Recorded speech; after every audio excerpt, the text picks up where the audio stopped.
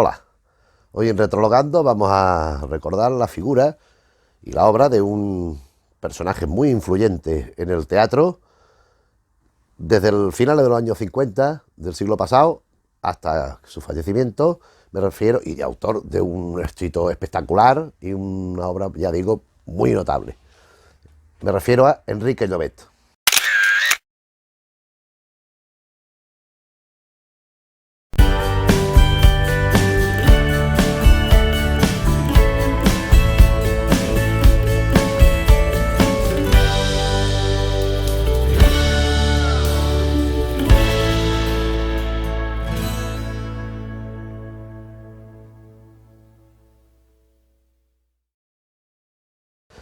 Enrique Llobet nace en Málaga en 1917. Bueno, él estudió aquí en un instituto donde habían estudiado otra serie de personas como Ortega y Gasset, Severo Ochoa, una serie de gente, en el Victoria Kent, por ejemplo, recuerdo también, en el instituto conocido como Gaona.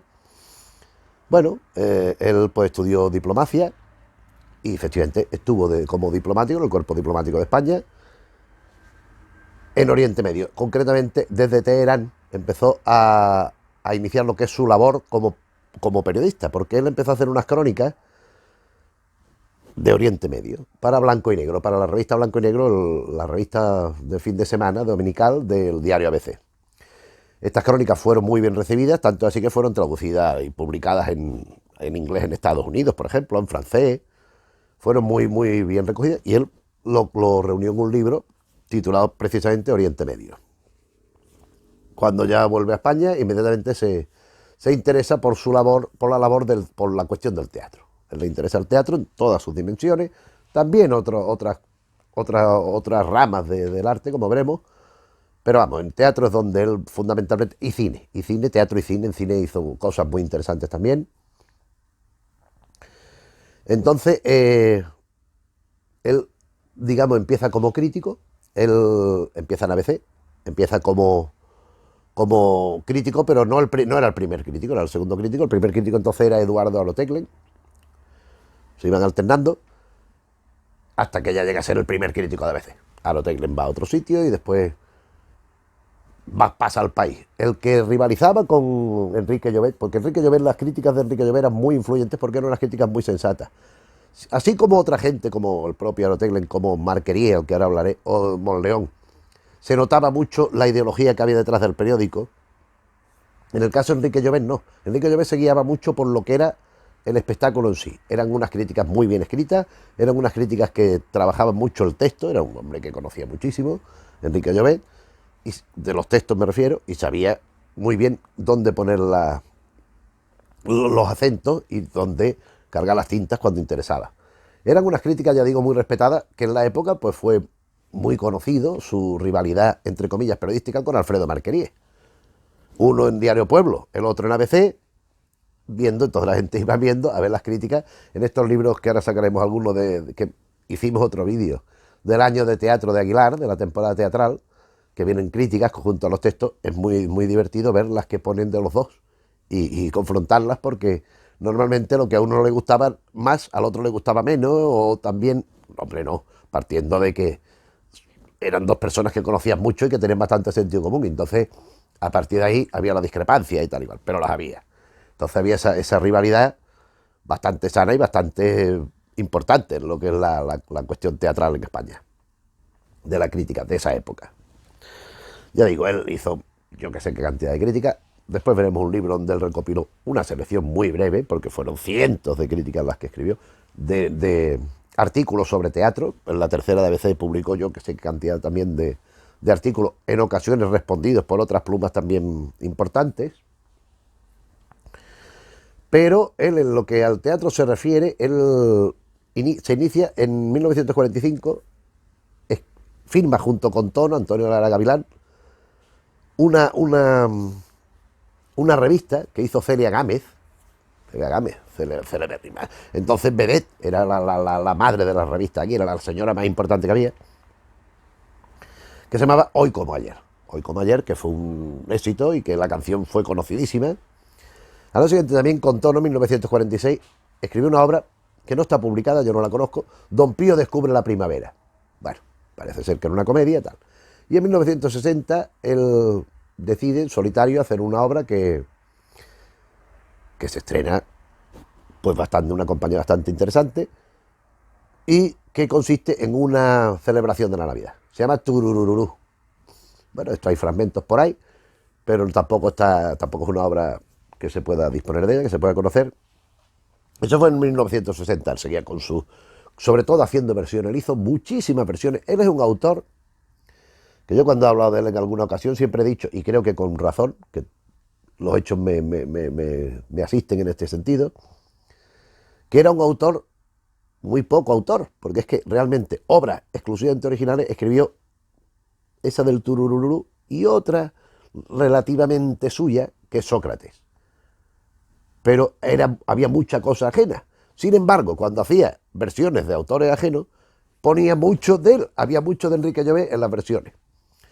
Entonces resulta que es que hay versiones, por ejemplo, recuerdo una Lisístrata de Aristófanes, que fue una maravilla, que Lisístrata ha hecho, por ejemplo, Mediero hizo otra, Paco Nieva hizo otra, Mediero en su momento hicimos un vídeo que lo recordamos también, Francisco Nieva tres cuartas de lo mismo, también con su correspondiente vídeo, también con el recuerdo de su versión libérrima de Lisístrata. De Shakespeare, por ejemplo, hizo Medida por Medida, hizo Antonio y Cleopatra. También de Molière, al que volveremos, hizo Las Mujeres Sabias, una versión de Las Mujeres Sabias. Siempre, ya digo, muy personal, unas versiones muy personales, con mucha intervención del que hacía la versión. No buscaba tanto ser fiel como transmitir el sentido de lo que había allí. En este sentido, es muy importante Enrique IV de Pirandello, que fue una versión famosísima, o Historia de un caballo de Tolstoy, que la estrenó Rodero en los años que fuera, esto sería los 70, y en el 2000, una cosa así, lo repuso Carlos Hipólito, o sea, lo protagonizaba Carlos Hipólito. Han sido versiones muy conocidas, así como también su última adaptación muy conocida, que fue en los 90, primeros 90, una versión del Tenorio, de Zorrilla. Tenorio al que también en su momento dedicamos un vídeo. Esto en cuanto a las versiones, que en fin, hay muchísimas más. Hay Don Gil de las Calzas Verdes, por ejemplo, recuerdo de Tirso Molina. Hay muchas versiones, muchas. Pero entre versión y lo que él retoca, lo que él aporta, llega su primer gran éxito en 1968. 1968 se estrena en 1969. Aquí tenemos la versión publicada en primer acto de El Tartufo de Molière. El Tartufo de Molière, versión de Enrique Llobet, no dice versión, él dice algo así como revisitado. A ver si lo pone por aquí, a ver si lo encontramos. Página 32.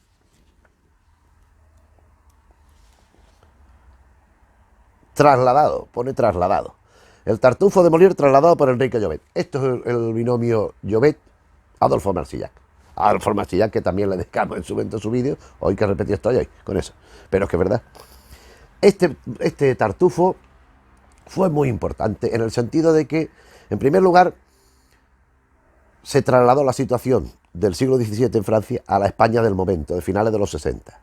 Es decir, en esto se reconocía perfectamente que era la gente del Opus Dei, la gente que estaba entrando en el gobierno con mucha fuerza. Pues claro, esta obra pues, fue muy criticada, fue censurada, no la podían prohibir porque había pasado censura, pero los gestores de los teatros y los directores de los teatros dijeron que no, incluso amenazaron, aquí no puede venir tal. Se vio solamente en Madrid y en Hispanoamérica, que hizo una gira, Latinoamérica. Entonces, aquí en primer acto se publicó el texto íntegro y fue tan importante y tan relevante como que en el número siguiente, o sea, el 115, en el 116, coloquio sobre el Tartufo, donde intervienen el propio Enrique Llobet, el propio Adolfo Marsillac y otra serie de críticos comentando cómo se había hecho esta obra, por qué había tenido tanto revuelo y tal, porque ya digo que fue un acontecimiento, pero vamos, recordadísimo. Todavía hoy se acuerdan los que tuvieron la suerte de verlo y de vivirlo, todavía se acuerdan. También funciona esta versión, que 10 años más tarde, en el 79, sustituimos al Opus Dei por los tecnócratas, la tecnocracia. en El Tartufo retrasladado, antes era trasladado, retrasladado por Molière. Este es el segundo Tartufo de Enrique Llobet, y a la sazón con Adolfo Marsillac también como principal responsable. No era el mismo texto del año 69, sino una versión nueva. Aquí la tenemos, la edición de MK, donde ya digo, la gente, en vez de entender que eran los del Opus Dei, entendían que eran los tecnócratas, la nueva fuerza que estaba entrando, imponiéndose en el gobierno de entonces de UCD. Claro, esto a nivel de gente de aficionada al teatro y a la vez inquieta por el tema político, pues era una cosa que llamaba muchísimo la atención. Y después hay un tercer Tartufo de Enrique Llobet, que hizo la versión y lo dirigió él, pero no fue para teatro, fue para televisión, fue en los espacios dramáticos de televisión, no sé, Estudio 1 o el que fuera. Hizo la versión, digamos, más fiel en cuanto al texto, tampoco exactamente el texto de Molière, porque siempre él influía bastante, como he dicho, pero, por ejemplo, los decorados, en vez de ser como de época, pues eran unos decorados muy minimalistas, muy esencializados, una mesa, una red de metal. Por cierto, no me he acordado de comentarlo, lo digo ahora, en la segunda versión, Marsillac, que en ambos casos de la versión teatral fue el director, aparte del intérprete del Tartufo, hizo que los personajes fueran vestidos con transparencia. Como que los personajes que iban funcionando, pues como son, cada uno representa lo que es, digamos, pues iban con transparencia para que no, como que no ocultaban nada, excepto el propio Tartufo. Bueno, una metáfora tal. En este caso, el simplicismo, si se quiere, se aplicó a la escenografía. Esta versión, que se conserva, se puede ver por internet, por donde sea, por las páginas de Televisión Española tal, es una versión estupenda, protagonizada por Agustín González, haciendo el Tartufo maravilloso. Me acuerdo gente que no ha visto en su vida teatro, que no le interesa el teatro, se reían y lo bien que se lo pasaban viendo esta obra, con el Agustín González haciendo el hipócrita absoluto, voy a distribuir las limosnas, no sé qué, y el rijoso, haciéndose de tan religioso, y se le van los ojos detrás de los pechos de las señoras y tal, igual. Esto también lo hizo Cardona, era el hermano, el hermano al que estafa el propio Tartufo. Estaba Mercedes San Pietro, estaba una jovencísima Silvia Moon. En fin, es un montaje muy interesante y que funcionó muy bien en televisión. En cuanto a sus obras particulares, pues quedaría decir Sócrates, que está en esta edición del Teatro Español 1972-73, que se estrenó en 1972. Que bueno, este texto también está en Ecelicer, pero no lo he traído aquí ahora. Este texto se supone Sócrates, de Enrique Llobet, que se ha repuesto hace un par de años o tres, se ha repuesto este Sócrates otra vez, ligeramente distinto, pero que también lo protagonizó y dirigió Adolfo Marsillac, con una escenografía toda blanca, todos ellos vestidos de blanco. Aquí hay alguna foto, pero es que no se va a ver. Todos vestidos de blanco y una escenografía que era a base de cubos, iban modificando y iban actuando por allí. Pero es que este texto de Enrique Llobet no es de Enrique Llobet tampoco al 100%, en tanto está basado en los diálogos y sobre todo en la apología de Sócrates de Platón. Entonces, esto en cuanto a su creación teatral. Después habría que hablar, que lo haremos después, de su labor ensayística. Ya hemos mencionado la crítica, pero no la de libros, que bueno, hay 3 en particular de ensayos de Enrique. Pero pasemos a lo que fue su labor en televisión y al cine, porque en televisión hizo 2 series fundamentales: Sonatas de Valle Inclán, sobre Valle Inclán, y Las Pícaras. 2 guiones lo escribió él. Pero sobre todo, él fue muy conocido su labor como director, porque él sustituyó a Gustavo Pérez Puig en un programa que era emblemático en el ámbito de la lengua española, porque era para España y para Latinoamérica. Me refiero a 300 millones. 300 millones era un programa con un protagonismo destacado del presentador español, que era Alfredo Mestoy, un genial Alfredo Mestoy, muy divertido, siempre muy incisivo, pero a la vez muy simpático y muy cordial en la transmisión.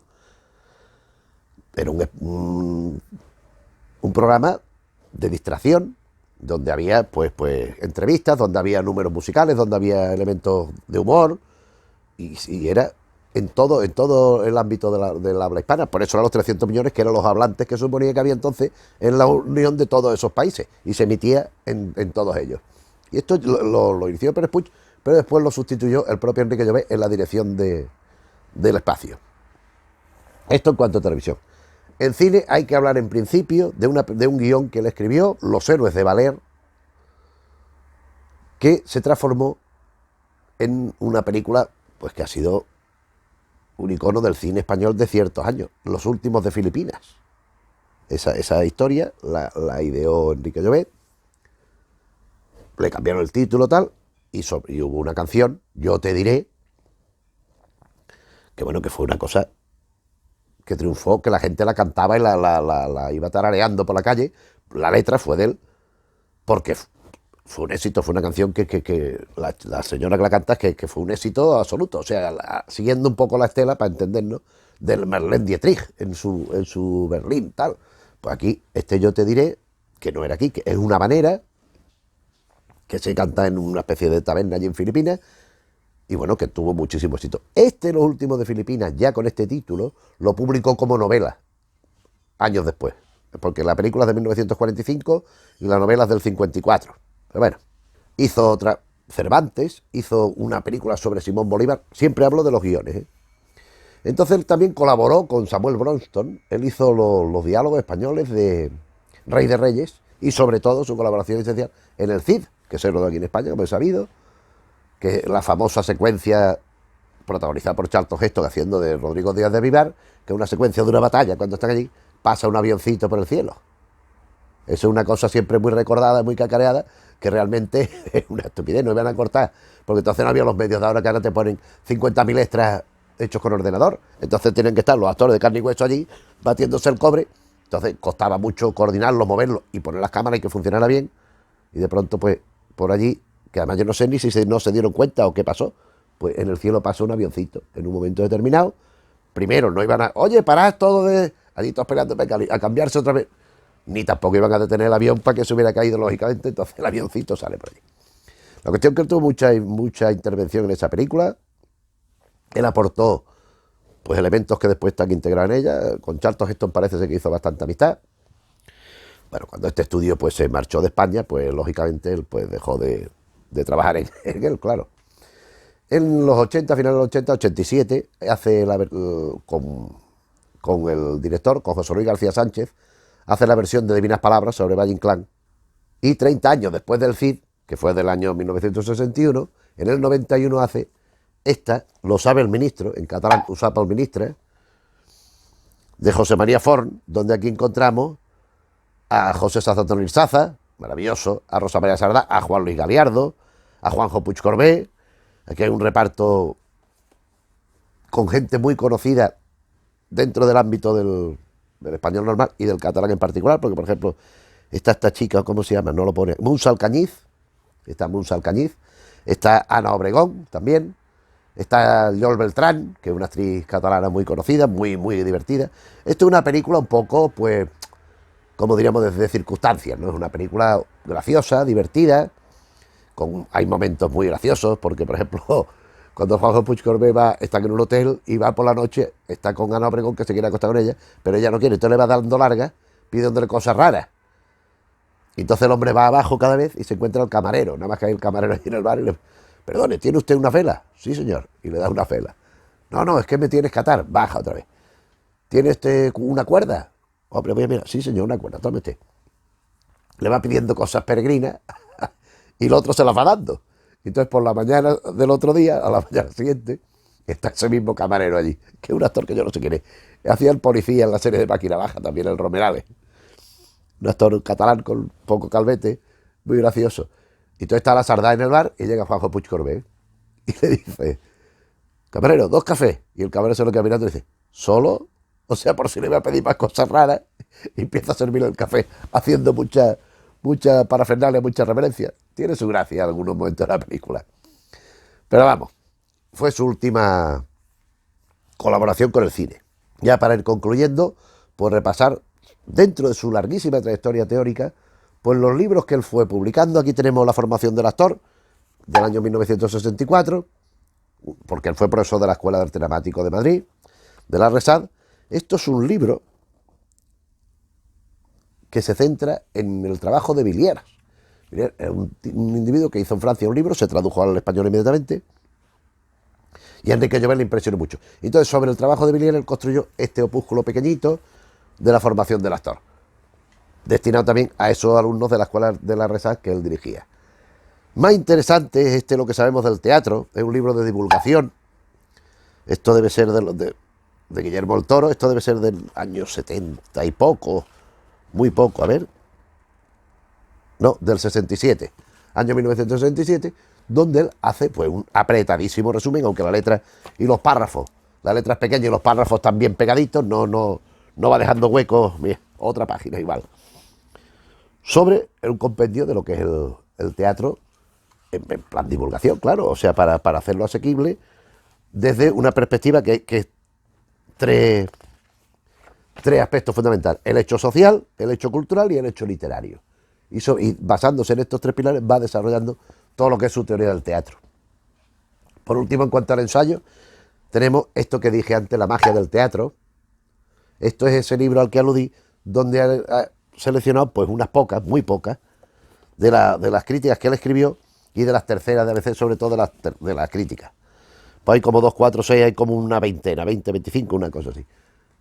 Seleccionadas, por ejemplo, por los autores Miguel Miura, Buero en el laberinto, Jardiel Poncela piensa resucitar, Casona, Arniche, Benavente, Valle Inclán, Calderón, taca, taca. Al principio son unos más genéricos, más sobre teatro en particular, y después sobre autores. Esto que hemos dicho, aquí está Raval, Molière, el teatro Pirandello, Durrenmatt, etcétera, etcétera.